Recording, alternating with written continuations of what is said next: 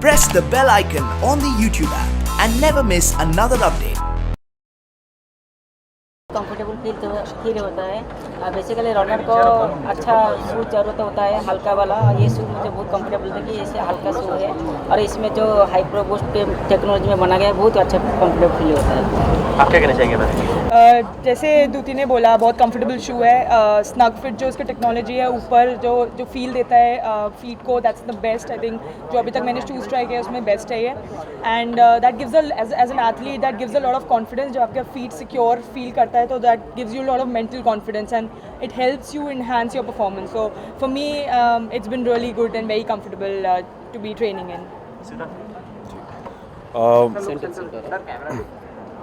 So, मेरे लिए तो बहुत ही ये कहते हैं लुक्स वाइज भी बहुत हार्ड है, लेकिन सोल बहुत सॉफ्ट है।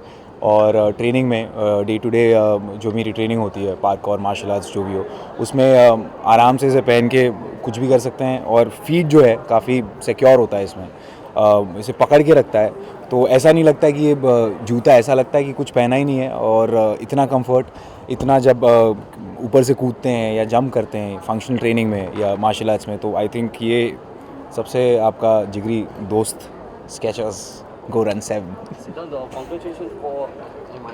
Thank you so much, thank you so much. तो जूतों के साथ हमेशा एक मेमोरी जुड़ी होती है, जी काफ़ी इमोशंस जुड़े होते जी हैं। जी आपकी यादें भी हैं? जी, जूतों से ऐसा है कि मतलब जब मैं फ़ुटबॉल खेलता था कॉलेज में, तो हम स्ट्रीट पे खेलते थे। तो कई बार क्या होता है कि स्ट्रीट पे टर्फ हुआ नहीं करते थे तब, तो कंक्रीट के सर्फेसेस होते थे, तो उस पर खेलते थे, जूते फट जाते थे। हर एक हफ्ते में जूते बदलने होते थे, तो फिर उसी को मोची से सिला के उसी में हम उन्हीं जूतों से खेलते थे, क्योंकि काफ़ी वो सोल पतली होती है उसमें। और काफ़ी मतलब हील पे लैंडिंग के टाइम भी काफ़ी दर्द होता था, बट तब ये नहीं था, अभी आ गया है। तो अब लगता है कि ये आप इसको कहीं भी आप इससे खेलें, फुटबॉल खेलें, कूदे फाने, कुछ भी करें। राहुल से क्या कहना चाहिए? तीनों सक्सेसफुल रहा, कॉन्ग्रेचुलेट करना चाहूँगा सबसे पहले। तो इन तीनों को लेने के पीछे क्या मकसद है? कोई और भी हो सकते थे स्केचेस, क्योंकि काफ़ी बिग सेलर्स भी है इसमें। ओके, सो बेसिकली स्केचेस हमेशा एक कंफर्टेबल जूता बनाते हैं। एंड हमारी हमेशा ये कोशिश है कि हम जो जूते बनाते हैं, जैसे Duti is very comfortable with the way she is, okay. Aditi is also comfortable. She's got her injury, had an injury, and she's come back. And Siddhant को तो आप जानते ही हैं, okay. So ये सारे लोग एक अपनी जगह पर ऐसे comfortable individuals हैं, और हमारी ब्रांड भी एक always makes comfortable shoes. तो हमने ये जो comfort की धारा है, वो उसको पकड़ के हमने सारों को देखा है। I tried a word. Siddharth, Krrish के साथ में किस तरह का एक्सपीरियंस रहा और उनसे क्या सीखने के लिए मिला? क्रिश भी आए थे, क्रिश नहीं, क्रिस तो किस तरह का एक्सपीरियंस रहा, उनसे क्या सीखने के लिए मिला? बहुत कुछ, काफ़ी। मैं उनका बहुत बड़ा फ़ैन हूँ एवेंजर्स के बाद, और MIB में उनकी आवाज़, यहाँ पे मेरी आवाज़ गूंजेगी। बचपन से ही देखते आ रहा हूँ मैं।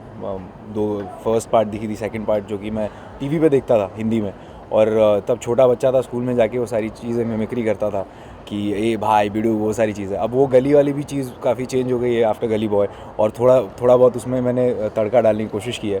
तो अब बच्चे देखेंगे ये चीज़ें, तो मेरे लिए काफ़ी नॉस्टैल्जिक है, बचपन की यादें जुड़ी है। और एवेंजर्स तो मतलब थॉर हैं वो, बिजली के देवता।